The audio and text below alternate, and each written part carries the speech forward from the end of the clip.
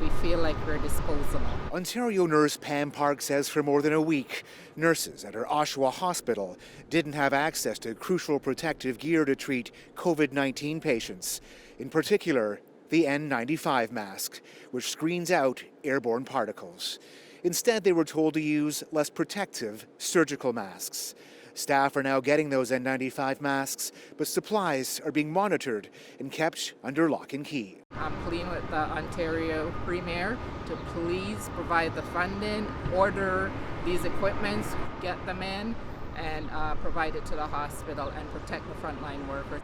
At this Toronto hospital, frontline staff are issued just one surgical mask a day.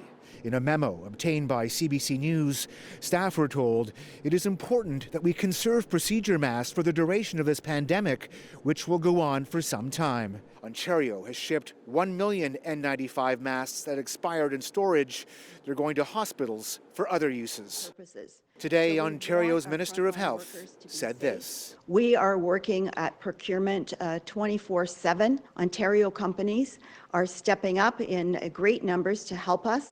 Ontario says it secured 12 million sets of surgical gloves, 1 million N95 masks, and nearly 6 million more surgical masks. The federal government is also scrambling to find more protective masks and supplies. They talk about social distancing, Paul Jansen worked through the 2003 SARS outbreak and saw firsthand the toll on healthcare workers.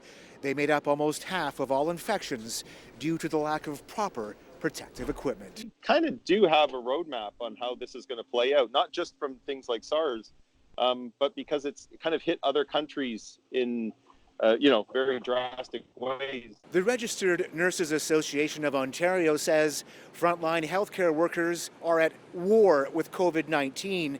Already 6 nurses have contracted the virus. How is under investigation. John Lancaster, CBC News, Toronto.